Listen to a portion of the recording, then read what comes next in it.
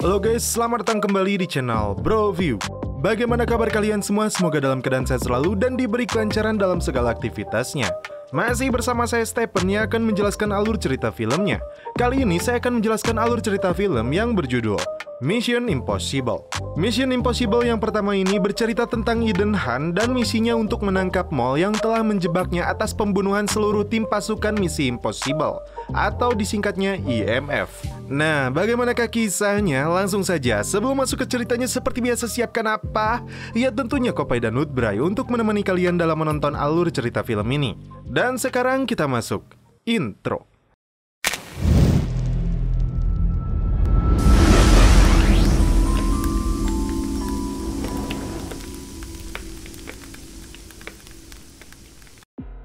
Di awal film, diperlihatkan seorang agen yang bernama Jack sedang melihat kamera CCTV.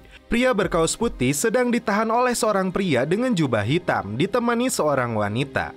Dan di atas ranjang terlihat juga wanita yang tergeletak penuh darah. Setelah pria itu menyebutkan nama yang mereka incar, pria tersebut kemudian diberi minuman yang berisi racun. Ternyata pria ini bernama Ethan Hunt yang diperankan oleh Tom Cruise. Timnya segera membersihkan TKP. Ethan segera menyuntik wanita itu hingga dia sadarkan diri. Dan inilah film Mission Impossible.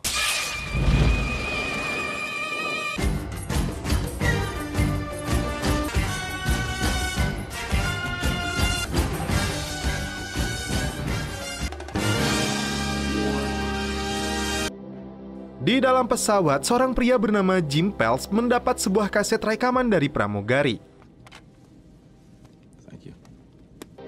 Saat dia menayangkannya, terlihat seorang pria bernama Alexander Golitsyn. Dia adalah agen jahat di kedutaan mereka di Praha yang melakukan pengkhianatan dengan mencuri separuh dari daftar agen CIA yang bertugas di seluruh Eropa. Dia pun berencana untuk mencuri kembali separuh data penting itu saat acara resepsi besok malam di kedutaan. Misi yang diberikan kepada Jim dan timnya adalah mengambil bukti foto pencurian ini, serta memata-matai Alexander dan pembelinya, kemudian menangkap mereka semua.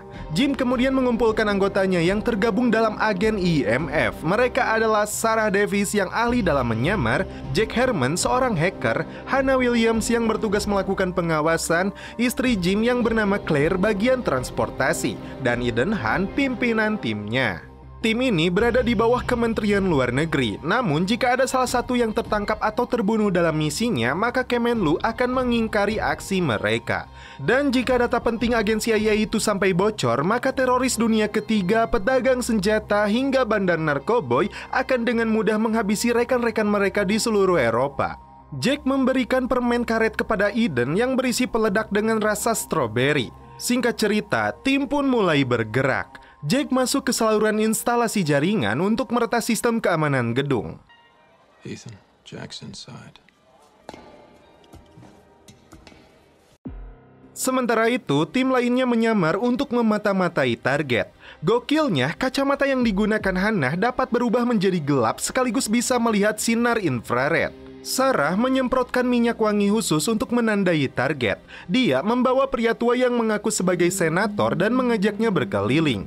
Petugas keamanan sempat meminta ID card milik Sarah. Jack dengan cepat meretas sistem mereka agar terdeteksi di layar monitor bahwa Sarah sebagai petugas resmi.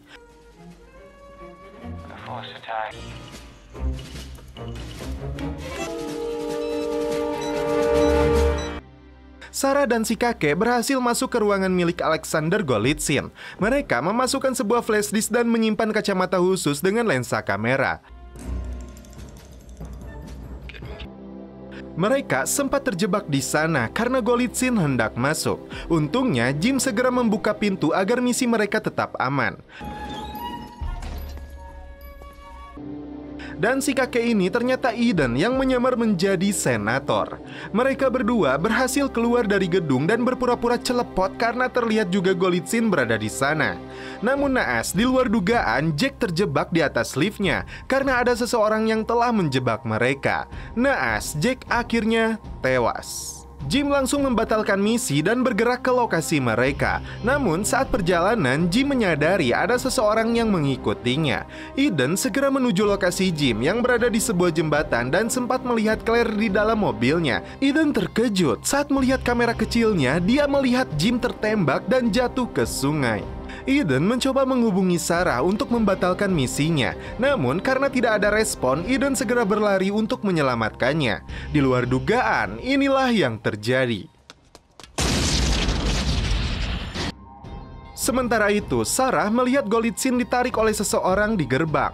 Di saat yang sama, ketika Eden sampai, dia terkejut karena Sarah dan Golitsyn telah tewas ditusuk oleh seseorang. Dan salahnya Eden, dia tidak sengaja memegang pisau tersebut. Dia kemudian lari ke sebuah telepon umum untuk menghubungi markas CIA dan diterima oleh Kittredge. This is Ethan Hunt. They're dead. Mereka kemudian bertemu di sebuah restoran. How much Jim in particular meant to you, Ethan? Dari perkataan Kittredge, Eden menyadari di gedung kedutaan itu ada tim lain yang sedang melakukan misi yang sama. You mean I've lost enough agents for one night? Yeah. That's your point. Of IMF agents at the embassy tonight. The drunk Russians on the embankment at 7, 8 o'clock. The waiter standing behind Hannah at the top of the stairs. Kittredge menjelaskan saat ini mereka sedang memburu agen pengkhianat.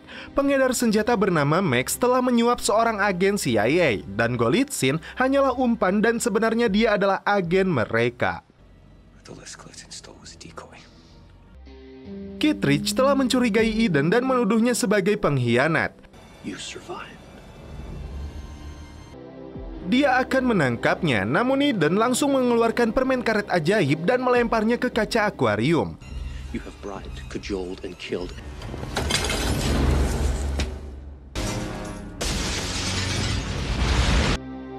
Eden pun berhasil kabur dan kembali ke hotel. Sebelum masuk, dia menebar pecahan lampu di depan pintu kamarnya.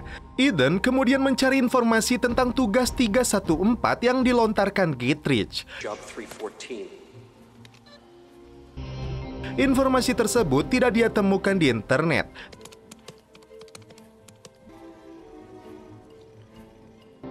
Tak sengaja dia melihat Alkitab dan membuka sebuah ayat 314 dari surat Ayub. Eden kemudian mengirim email kepada Max tentang isi ayat tersebut. Dia berpura-pura sebagai Ayub. Dia kelelahan dan sempat tertidur, namun tiba-tiba Claire mengejutkannya.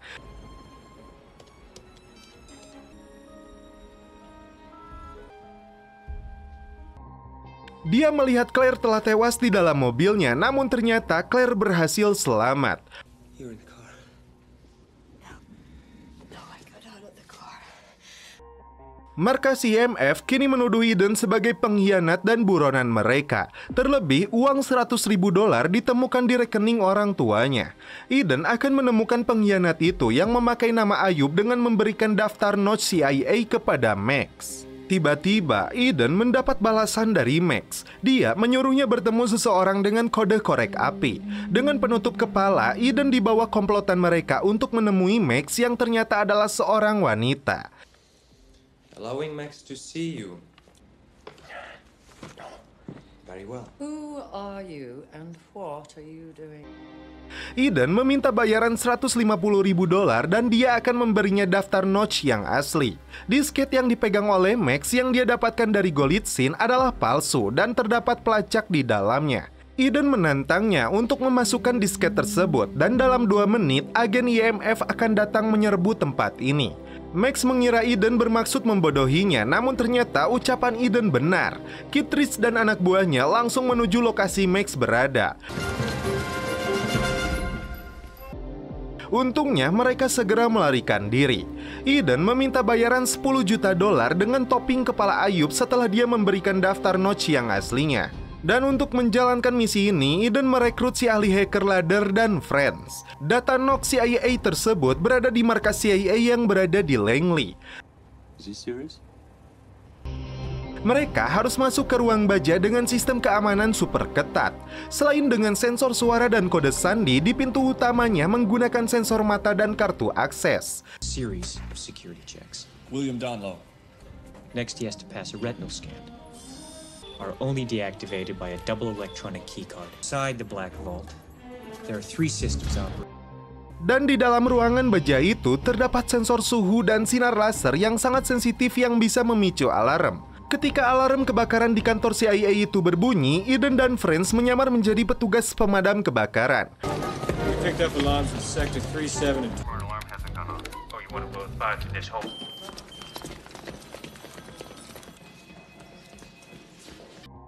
Mereka melumpuhkan petugas keamanan yang sempat memergokinya. Sementara itu, Claire bertugas untuk memasukkan cairan ke cangkir minuman William yang mempunyai akses masuk ke ruangan baja. Bahkan, dia menempelkan alat pelacak di jasnya. Sementara itu, Eden dan Friends merangkak menyusuri lorong udara. Dia bergelantungan masuk ke ruang penyimpanan berkas penting dengan hati-hati karena harus menjaga suhu badannya.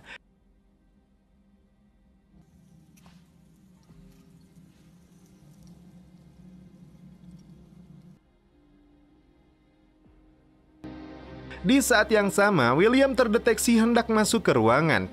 Dan di sini situasi menjadi tegang karena jika saja William tanggah ke atas, maka misi ini dipastikan gagal. Come on, move.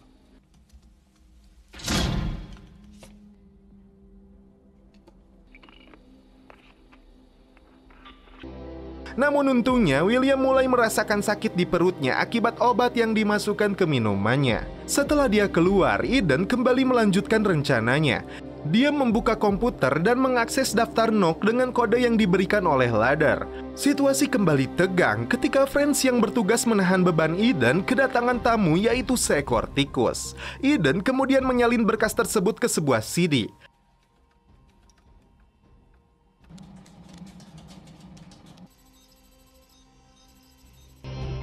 Dan alarm hampir saja berbunyi karena Eden hampir menyentuh lantai. Bahkan keringat dari dahinya hampir menetes. Untungnya Friends segera menariknya ke atas hingga Eden berhasil mendapatkan CD-nya.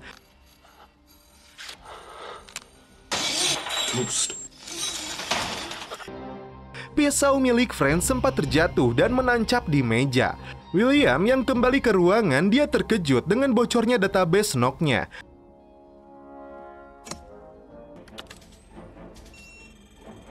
Oh my God. Dia langsung menghubungi Kittredge, namun tim sudah berhasil keluar menggunakan truk pemadam. Mereka berkumpul di London. Ketika Eden akan mengirim email kepada Max, Friends meminta jatah uangnya segera diberikan, terlebih daftar NOC berada di tangannya. Eden yang cerdas mengatakan itu adalah CD palsu karena yang asli berada padanya. Friends yang kesal kemudian membuang CD-nya. Claire meminta maaf karena dia yang merekrut Friends untuk misi ini. Di luar sepengetahuan mereka berdua, Eden mengambil kembali CD-nya dan meminta Ladder untuk menjaganya. Because if you knew what you were getting into, you never would have. I'm not going to let this get out in the open. Eden melihat tayangan berita bahwa orang tuanya ditangkap dengan tuduhan kasus narkoboy. Dia lalu menelepon Kittredge karena yakin ini adalah skenario dia agar Eden menyerahkan diri. Namun Eden tidak akan melakukan itu sebelum nama baiknya pulih. Kittredge pun menyadari Eden ingin mereka tahu bahwa dia sedang berada di London. Tiba-tiba Jim yang disangka telah tewas berada di depannya. Dia beralasan berhasil selamat dan mencoba mencarinya. Jim mengatakan pengkhianat yang menembaknya adalah Kittredge. Eden terkejut dan menyimpulkan Kittredge yang juga membunuh rekannya Jack dan Hannah. Padahal faktanya Jimlah yang berkhianat. Dia membunuh Jack dan seakan menembak dirinya sendiri, kemudian jatuh ke sungai. Itulah kenapa saat itu Eden tidak menemukan pelaku penembakan Jim. Dan sosok yang membunuh Sarah dan Golitsyn adalah Fred. Sedangkan mobil Hannah diledakkan oleh Claire. Dan Jim sendiri yang meledakkan mobil Claire agar semuanya terlihat natural. Eden berencana untuk memberikan daftar NOC kepada Max di TGV Paris. Dan dia akan memberi Ayub yang mungkin adalah Kittredge. Ternyata Kittredge dan timnya mendapat pesan yang sama dari Eden. Di sebuah kereta, Max mendapat CD asli yang berisi daftar Nock yang diselipkan di bawah kursinya. Setelah asistennya memeriksa isi cakram dan memastikan datanya, Max membayar Eden senilai $10 juta yang berada di gerbong bagasi. Max kemudian hendak menjual data tersebut ke pihak lain. Untungnya, Ladder sudah meretas jaringan mereka. Di saat yang sama, Kittredge dan Barnes berada dalam kereta. Setelah sinyalnya pulih, Max menghubungi seseorang bahwa Eden berada di kereta. Claire lalu memberitahu Eden bahwa Kittredge berada di kereta. Dia kemudian menuju ruang bagasi dan bertemu dengan Jim. Claire mengajak Jim untuk pergi dan membawa uangnya. Eden akan menjadi kambing hitam dan ditangkap oleh Kittredge. Di luar dugaannya, ternyata itu adalah Eden yang menyamar menjadi Jim. Kini semua menjadi jelas. Claire dan Jim bersekongkol untuk menjebak Eden, bahkan dia tega menghabisi timnya sendiri. Tiba-tiba Jim asli muncul dan menodong Eden. Eden mengetahui pengkhianatan yang dilakukan Jim sebelum dia pergi ke London, tepatnya saat dia melihat Alkitab yang berasal dari Hotel Drake di Chicago. Namun Jim pun tahu bahwa Claire pernah celepot dengan Eden. Thy neighbor's wife, Ethan. Dia meminta uang perangkok senilai $10 juta yang diberikan oleh Max. You've earned it. All 10 million. Your Claire was... Setelah Eden memberikannya, dia memakai kacamata yang menggunakan lensa kamera yang terhubung kepada Kittredge. Kini, Jim tidak bisa bersembunyi lagi di balik kematiannya. Dia menembak Claire hingga tewas dan langsung kabur. Eden segera mengejarnya. Rupanya Jim akan melarikan diri menaiki helikopter yang dipiloti oleh Franz. Namun Eden berhasil mengaitkan tali selingnya ke atap kereta hingga Franz terpaksa membawa helikopternya masuk ke sebuah terowongan.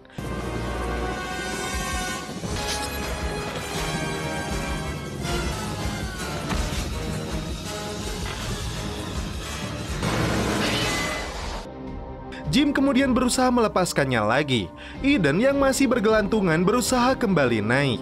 Sementara itu, Jim berhasil lompat ke landing skid. Kemudian, Franz mendekatkan baling-balingnya untuk memenggal leher Eden. Rencananya tidak berhasil. Eden akhirnya melompat ke landing skid bagian kiri. Dia mengeluarkan permen karet ajaib dan menempelkannya di kaca helikopter. Eden pun kembali melompat ke atas kereta api, dan inilah yang terjadi. Dia berhasil selamat, namun yang shock malah si masinis. Kittredge akhirnya menangkap Max dengan bukti kejahatan cakram yang berisi data Nock yang hendak dia jual kembali. Di akhir cerita, Eden dan Ladder duduk santuy. Orang tua Eden akhirnya dibebaskan kembali. Namun saat menaiki sebuah pesawat, pramugari memberikan Eden sebuah kaset untuk misi barunya. Aruba, perhaps. Dan film pun berakhir. Oke guys, bagaimana menurut kalian alur cerita film dari Mission Impossible yang pertama ini? Yang jelas, jika ini rame, saya akan melanjutkan ke beberapa sequel selanjutnya. Untuk itu, stay tune terus di channel Broview, dan apapun filmnya, minumnya tetap Kopai. Mantap. Oke guys, cukup sekian alur cerita film ini. Salam penutup seperti biasa dari kami. Mohon maaf bila ada kata-kata yang kurang berkenan di hati kalian.